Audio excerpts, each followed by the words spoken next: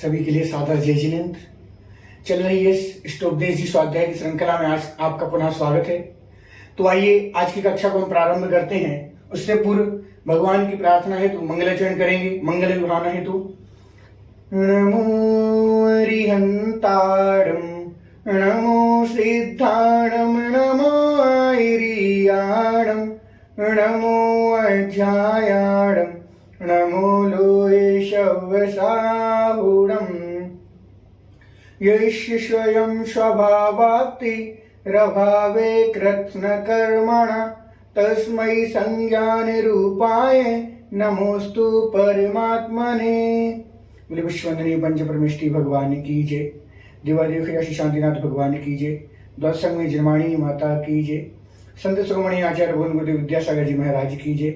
पूज्य गुरुवर मुनिपुंग स्वामी सुधासागर जी महाराज की जय।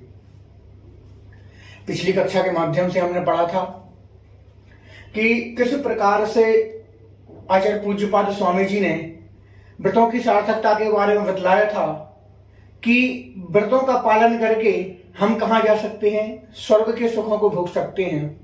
और यदि हम वही व्रतों को छोड़ देते हैं और पाप इत्यादि क्रिया में लग जाते हैं, पाप के कार्यों को करने में लग जाते हैं, तो उससे हमारे लिए नरक इत्यादि के दुखों को सहन करना पड़ता है।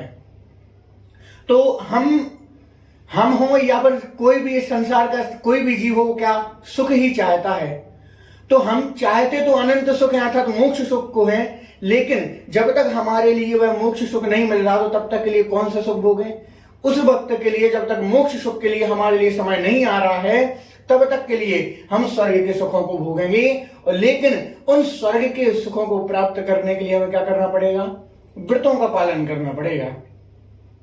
यदि हम व्रतों का पालन नहीं करते हैं तो हमारे लिए क्या स्वर्ग के सुख मिलना संभव नहीं है। अब यदि कुछ प्राप्त करना है तो कुछ तो खोना पड़ेगा, तो इसलिए व्रत इत्यादि करेंगे। थोड़ा तो अपने लिए यदि व्रत पालन करेंगे तो थोड़ा बहुत कष्ट होता है, समझते हैं, लेकिन उसके बाद व्रतों को पालन करने से कुछ खुशी भी मिलती है। और उसके बाद खुशी मिलने के अलावा जब हम व्रतों को पालन करते हैं उसका फल क्या मिल रहा है, हमें स्वर्ग के सुखों को भोगने को मिलेगा।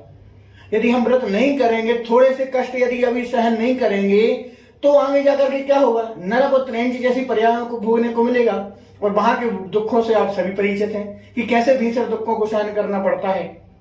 तो इसलिए यदि हम सभी चाहते हैं कि हमारे लिए क्या स्वर्ग के सुख प्राप्त हों, तो स्वर्ग के सुख प्राप्त करने के लिए क्या करना पड़ेगा, भगवान की पूजन इत्यादि करनी पड़ेगी, व्रत इत्यादि करने पड़ेंगे, उपवास इत्यादि करने पड़ेंगे, एवं साथ ही साथ मन वचन काय तीनों योगों को निर्मल करना पड़ेगा। तब जाकर के हमारे क्या वह देव पद प्राप्त होता है। आइए तो उसके बाद आगे बढ़ते हैं हम कि यहां पर आचार्य पूज्यपाद स्वामी जी महाराज क्या कहते हैं कि जिन भावों से, अर्थात यहां पर वर्णन ये कर रहे हैं कि जो स्वर्ग में जाने वाला है उसके लिए कैसे भाव करना चाहिए एवं किन भावों से हम मोक्ष अर्थात स्वर्ग जाते हैं। तो यहां पर श्लोक के माध्यम से देखेंगे। सभी लोग पहले उच्चारण करेंगे। यत्र भावः शिवम दत्ते द्यो कियद दूरवर्तनी यो नयत्याशु गव्योतिम क्रोशार्धे किम सासीदति। पुनः यत्र भावः शिवं दत्ते द्यो कियद दूरवर्तनि यो नयत्याशु गव्योतिम क्रोशार्धे किम सासीदति। यत्र भावः शिवं दत्ते द्यो कियद दूरवर्तनि यो नयत्याशु गव्योतिम क्रोशार्धे किम शशीदति। यत्र भावः शिवं दत्ते द्यौ कियत् दूरवर्तनि यो नयत्याशु गव्योतिम क्रोशार्धे किम शशीदति। सभी लोग उच्चारण सीखें और साथ ही साथ श्लोकों को भी याद करें। आइए अर्थ देखते हैं। यत्र भावः, जो भाव, किसके भाव, आत्मा के, जो आत्मा के भाव शिवम दत्ते, मोक्ष को देने वाले हैं। क्या, जो आत्मा के भाव मोक्ष को देने वाले हैं उनसे द्यो, द्यो अर्थात स्वर्ग, द्यो कियत, यहां से दागता होकर के कियत अर्थात कितना, दूरवर्तनी, दूर होगा। जो जो आत्मा के भाव मोक्ष को देने वाले हैं तो उन भावों से द्यो अर्थात स्वर्ग कितनी दूर होगा, अर्थात बिल्कुल भी दूर नहीं है। क्योंकि हम क्या कर रहे हैं, हमारे पास वो शक्ति है, हमारे पास आत्मा के पास वो भाव हैं कि जिनसे हम क्या, शिवम अर्थात मोक्ष को प्राप्त कर सकते हैं। अर्थात हमारे अंदर इतनी क्षमता है कि उन भावों से, उन व्रत संयमों का पालन करके, महाव्रत को धारण करके और आत्मा के भावों को निर्मल करके हम मोक्ष जा सकते हैं। इतनी सामर्थ्य है। अभी हमारा समय नहीं, इस वजह से नहीं जा पा रहे हैं, लेकिन इतनी शक्ति हमारे अंदर है। तो उन भावों से, कौन से भावों से, उन शिवप्रत भावों से अर्थात जो मोक्ष को देने वाले आत्मा के भाव हैं उनसे द्यो अर्थात स्वर्ग कियत दूरवर्तनी, कितना दूर होगा, बिल्कुल भी दूर नहीं है, बिल्कुल भी दूर नहीं है। उसमें स्वर्ग जाने के लिए ज्यादा मेहनत नहीं करनी फिर आपको।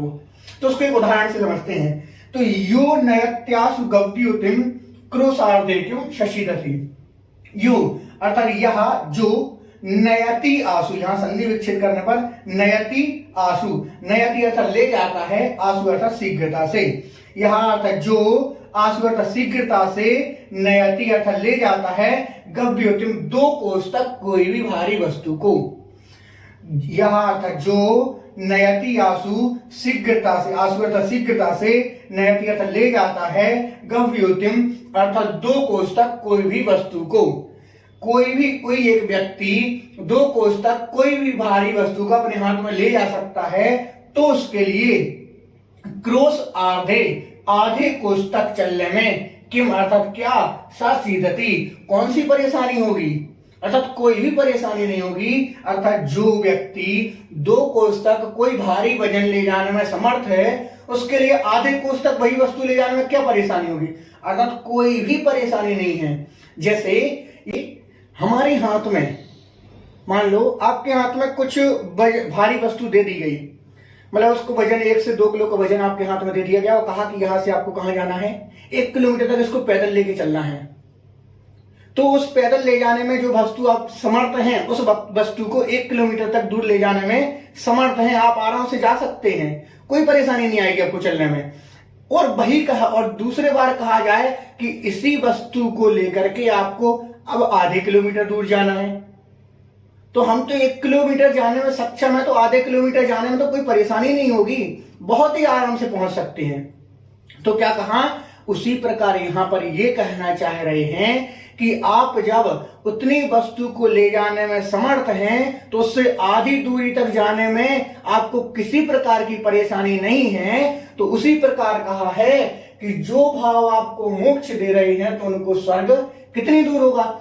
आपके अंदर तो वो क्षमता है, आपके अंदर इतनी शक्ति है, आपके अंदर वह ताकत है कि आप क्या, मोक्ष को प्राप्त कर सकते हैं। इस मनुष्य पर्याय में वो शक्ति है कि इससे क्या होता है, इससे ही मोक्ष प्राप्त होता है। तो इन भावों में इतनी शक्ति है कि मोक्ष प्राप्त कर सकते हैं, तो उनके लिए स्वर्ग तो बीच में ही मिल जाएगा, स्वर्ग तो हम बीच में ही प्राप्त कर लेंगे, हमें उस और स्वर्ग के लिए ज्यादा मेहनत करनी ही नहीं पड़ेगी।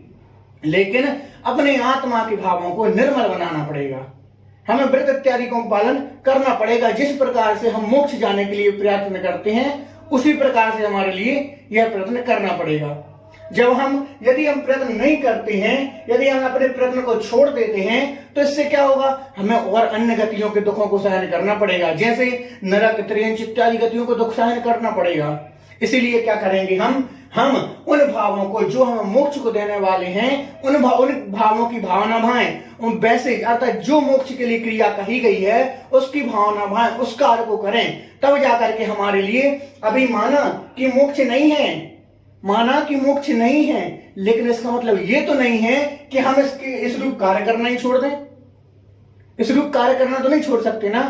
तो क्या, इसलिए ऐसे भावों को बनाओ कि जिससे हमें क्या, मोक्ष तो प्राप्त नहीं हो पा रहा समय के लिए, अभी हमारा चतुर्थ काल उपलब्ध नहीं है, इस वजह से हमें क्या, हमारे लिए मोक्ष नहीं मिल पा रहा है। जब हमारा समय आएगा, इन्हीं भावों से हम कहां मोक्ष प्राप्त कर जाएंगे। इसलिए सभी लोग इस प्रकार इस श्लोक को ध्यान से पढ़ें और समझें कि हमें भगवान के किए हुए व्रत इत्यादि की क्रियाओं को, नियम इत्यादि की क्रियाओं को छोड़ना नहीं है, उसको पूर्ण रूप से पालन करना है। यदि हम उनको छोड़ देते हैं तो हमारे लिए और गतियों के दुखों को सहन करना पड़ेगा।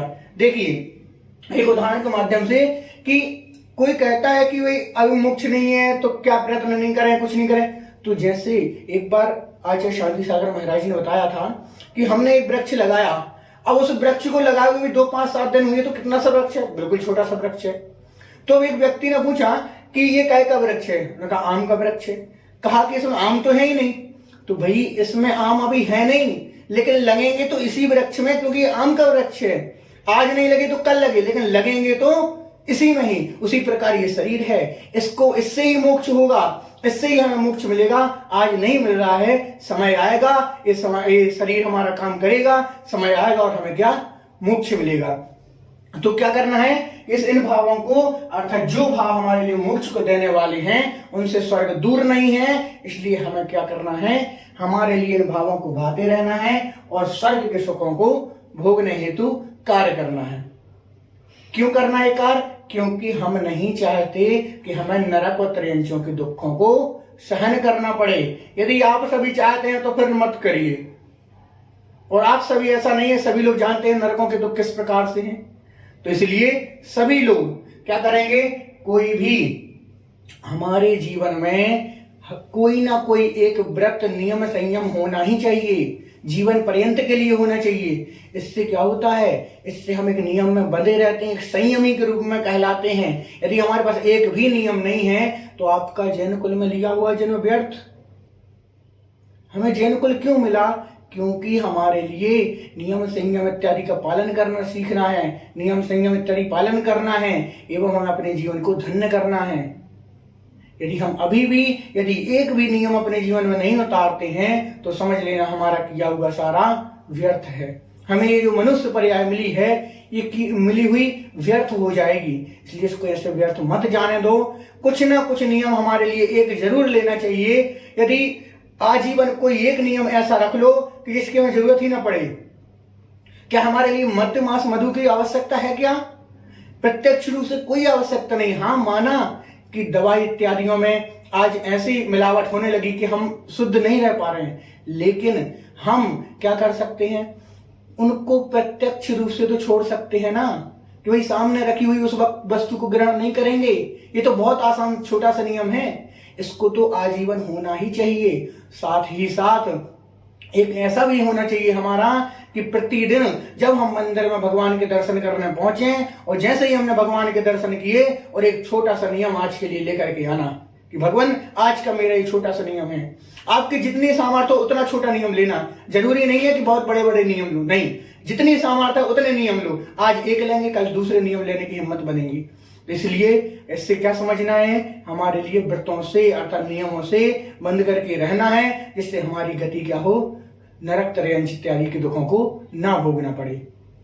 तो आज के लिए इतना ही। सभी लोगों से पुनः निवेदन करूंगा कि आप लोग इस श्रृंखला में जुड़े रहें एवं इस स्वाध्याय को निरंतर चलने दें। इसलिए आप भी पढ़ें और साथ ही दूसरों को पढ़ने के लिए प्रेरित करें। आज के लिए इतना ही। बहुत बहुत धन्यवाद। जय जिनेंद्र, जय जिनेंद्र, जय जिनेंद्र।